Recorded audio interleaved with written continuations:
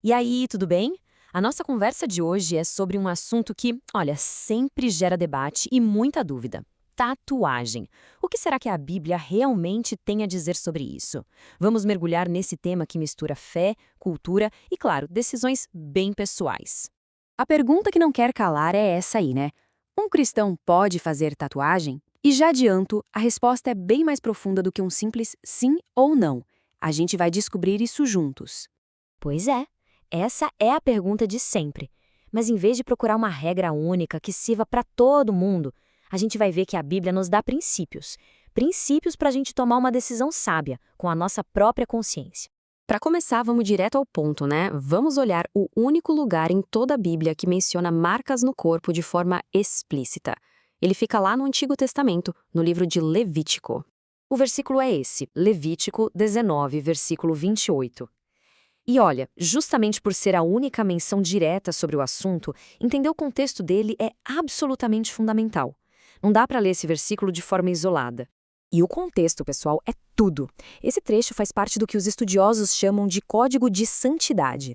Era um conjunto de leis feito para uma coisa: diferenciar o povo de Israel das nações pagãs ao redor. As marcas e os cortes que eram proibidos aqui estavam ligados diretamente a rituais de luto e adoração a outros deuses. Então, aqui está o ponto-chave. A ordem não era sobre aparência, sobre a arte no corpo.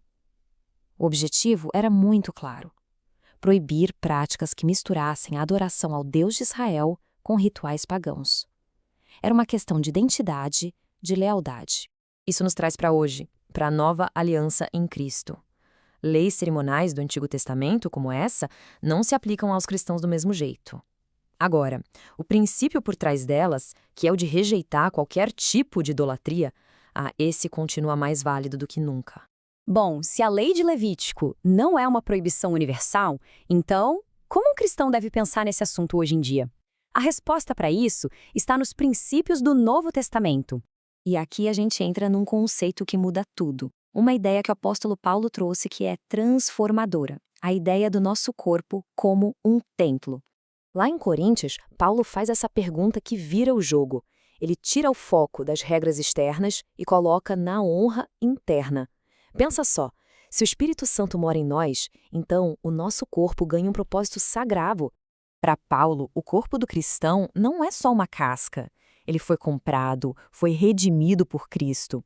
Ele se tornou a morada de Deus e deve ser usado como um instrumento para a glória dele. E isso aqui resume perfeitamente a mudança de mentalidade.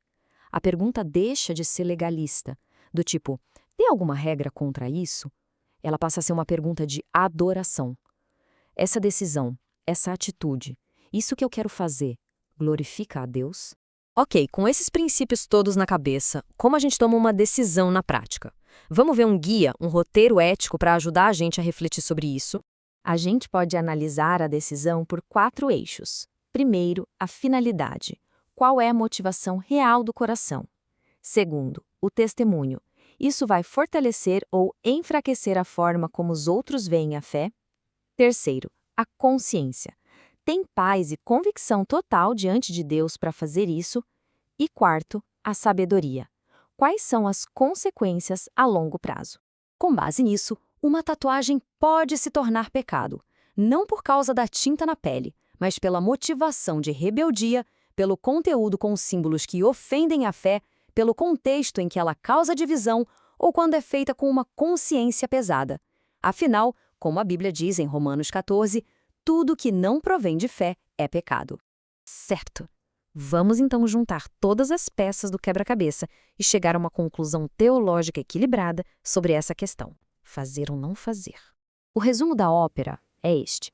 De um lado, a gente não encontra no Novo Testamento uma proibição absoluta contra tatuagens. Mas do outro lado, a liberdade que Cristo nos deu não há um passe livre para fazer qualquer coisa sem nenhum critério. Portanto, a conclusão mais sólida é que existe sim liberdade cristã, mas é uma liberdade que precisa ser guiada pela nossa consciência diante de Deus, pela busca da glória dele, por edificar outras pessoas e pela nossa própria santidade. Antes de qualquer decisão, aqui fica um teste final. Perguntas para responder com total honestidade. Isso glorifica a Deus de forma clara? A consciência está totalmente em paz, sem nenhuma dúvida? Isso ajuda ou atrapalha o testemunho cristão? E como essa marca permanente vai ser vista daqui a 20 anos? E, para fechar, uma última reflexão, talvez a mais desafiadora de todas. A pessoa estaria disposta a levar essa decisão para a sua liderança espiritual, pastores, mentores, e ouvir o conselho deles de coração aberto, sem ficar na defensiva? A resposta para essa pergunta pode revelar muito sobre a verdadeira motivação do coração.